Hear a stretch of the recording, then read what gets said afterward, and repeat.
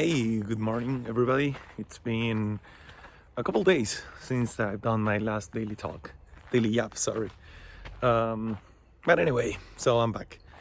And today I want to talk about something pretty simple, but I think that a lot of people overlook that.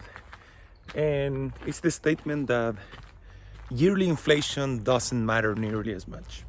So hear me out. Of course, inflation matters, right? Like things get more expensive and usually wages don't keep up with the prices of things.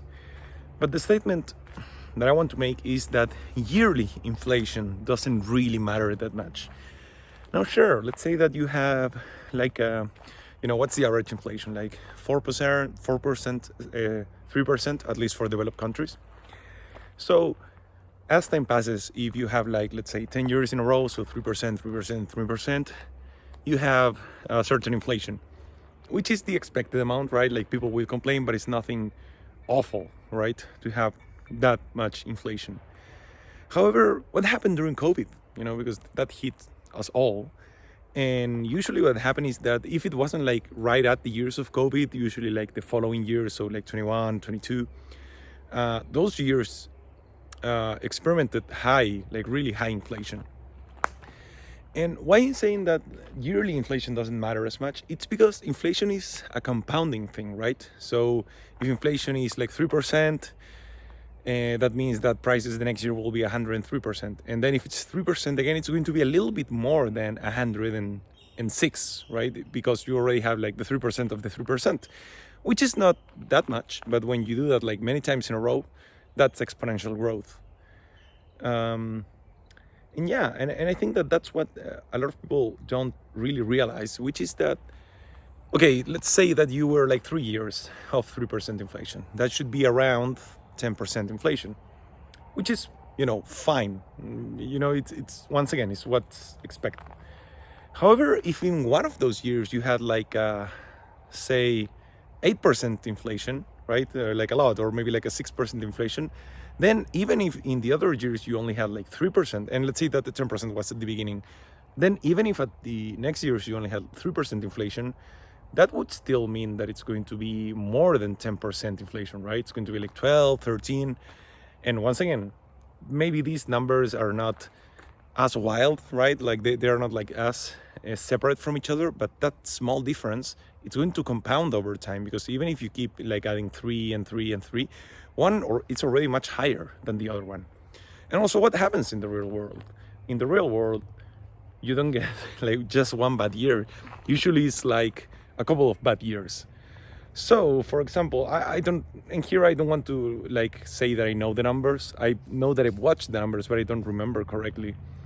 But for example, here in Chile, like inflation is at an all-time low. So, things should be great. But they're not. And why is that? It's because, well, in 2021 and in 2022, the inflation was huge, It was like, I think one year was like 10% and the other one was like 8%.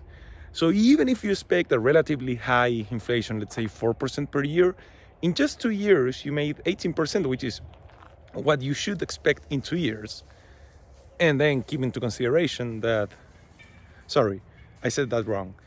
In 2 years, you did what you would expect in 4 years of inflation. And then that keeps growing because inflation keeps going, right? Like things keep getting more expensive and more expensive.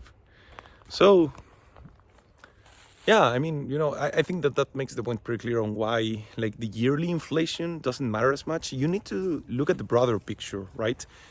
If, once again, 3% inflation is what everyone aims for, but I think that for most developed countries, 4 is like the norm. Once again, I don't know for sure. Please call me out if those numbers are incorrect.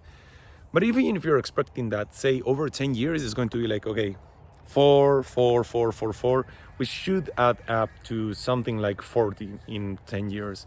Maybe a little bit more because, once again, of the exponential growth. But let's say 40 something. But what happens if you have like 3 bad years, like really bad years? So say one 8%, one 9%, and one 10%. Like the numbers don't add up, And even if that happens like many, many years ago, let's say that it happened in the first 3 years of my 10-year period, that means that 7 years later, you will still feel the impact of that inflation.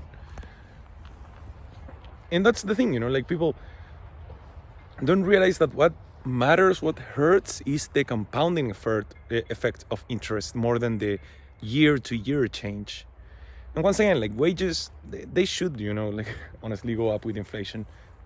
But they don't, right? Like wages are mostly stagnant. There's vodka. He got like a branch or something, and that's the thing, because a lot of times people do this judgment about like the current government, right? And this applies for both here in Chile, in the US, and everywhere else.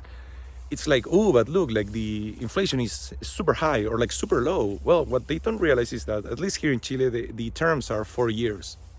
So if you have 4 years, and there's a mosquito on the camera. Okay. If you have 4 years of like a bad government, and let's say that inflation is really high, people are going to shit on that. Oh man, like the inflation is so bad, like screw this government. But then say that another government comes, and they have, when you're high inflation going low, it requires some time. So let's say like the first year they don't do great, but then the next 3 years they do great. The compound effect of interest over people's lives are still going to be huge, like people are not going to say like, oh, inflation is low, things are great.